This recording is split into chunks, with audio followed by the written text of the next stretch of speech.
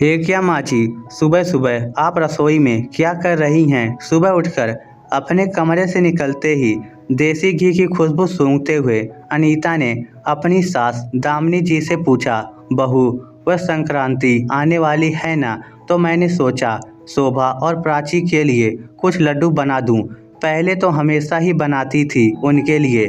माची, आपको पता भी है आजकल देसी घी कितना महंगा हो गया है। वैसे भी बाजार से रेवड़िया और मूंगफली लेकर तो राघव हमेशा ही दे आते हैं। दीदी के घर नई नई रीत बनाओगी तो आगे मुझसे तो नहीं निभने वाला। ये सब बार त्योहार तो आते ही रहते हैं, आए दिन हर रोज इस तरह कढ़ाई चढ़ाकर बैठी रहोगी तो घर का खर्च कैसे चलेगा? अनीता करते हुए बोली। बहू की बात सुनकर दामिनी जी के हाथ वहीं रुक गए। ऐसा लग रहा था उनके हाथों में जान ही नहीं है। घर खर्च कैसे चलता है उन्हें भी पता था, लेकिन आज वह खुद को बिल्कुल झल्ली और बेवकूफ़ समझ रही थी। शायद ठीक ही तो बोल रही थी बहू। पति के जाने के बाद सारी जिम्मेदारी बेटा निभा रहा है तो बहू को भी हक है ना हिसाब रखने का। दामिनी जी ने भी अपने बच्चों को काफ़ी तकलीफ़ों से पाला था। 2 बेटियों और एक बेटे के साथ उनकी गृहस्थी चल रही थी। कमाई कम थी, लेकिन कभी अपने बच्चों का मन नहीं मारा था। उस वक्त बाहर से खाने की चीज़ें घर पर कम ही आती थी, इसलिए दामिनी जी घर पर ही सबकी पसंद का कुछ न कुछ बना लेती थी। धीरे धीरे आर्थिक स्थिति पहले से बेहतर हो रही थी। बेटा राघव भी अब अपनी पढ़ाई पूरी करके नौकरी लग गया था। घर खर्च के साथ बचत भी होने लगी थी। बच्चों की शादी भी अच्छे से हो गई और सभी अपनी अपनी गृहस्थी में खुश थे। कई वर्षों तक सब कुछ अच्छा चलता रहा कि दामिनी जी के पति उनका साथ हमेशा के लिए छोड़कर चले गए। उनके जाने के बाद दामिनी जी अब अपने बच्चों के सहारे ही अपनी जिंदगी काट रही थी। उन्होंने कभी अपनी इच्छाओं का बोझ अपने बेटे बहू पर नहीं डाला, लेकिन ससुर जी के जाने के बाद अनीता की नज़रों में दामिनी जी केवल घर में रखे सामान की तरह हो गई थी, जिसे घर में जगह तो मिलती है लेकिन अधिकार नहीं। वैसे तो दामिनी जी कुछ नहीं कहती थी, लेकिन अपनी बेटियों की पसंद का ध्यान तो माँ को रहता है ना, इसलिए वह आज अपने बच्चों के लिए लड्डू बनाने के लिए रसोई में पहुँच गई थी। बहू की बातें सुनकर वह रसोई से निकल आई। आंखों से आंसू तो नहीं टपके, लेकिन मन बहुत आहत था। अनीता माथे पर तेवरिया लिए रसोई में आई।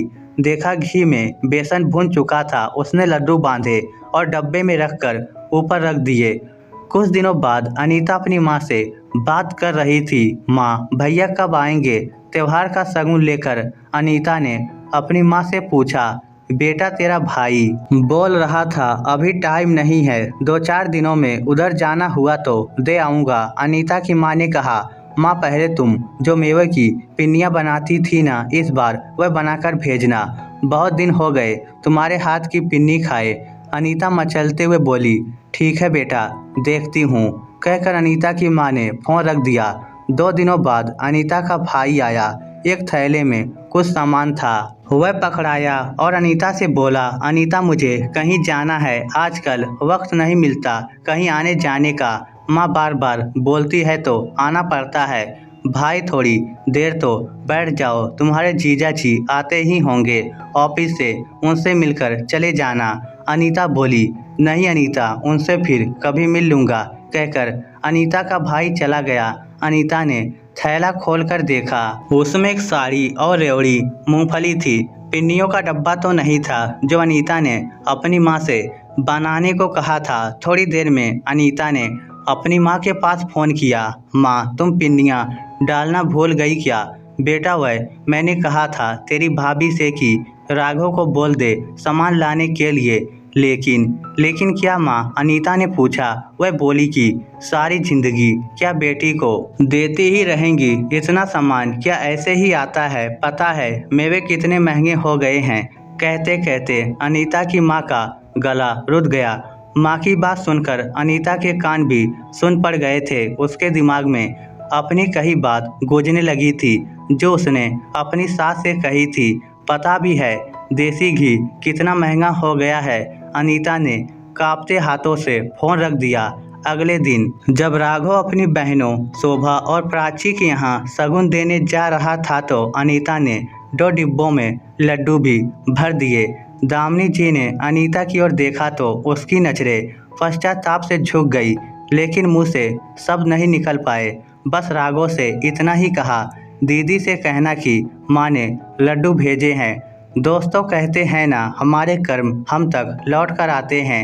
यदि हम किसी का दिल दुखा सकते हैं तो खुद भी उस दुख का सामना करने के लिए तैयार रखना चाहिए। इस स्टोरी को लेकर आपकी क्या राय है, नीचे कमेंट करके हमें ज़रूर बताइएगा। धन्यवाद।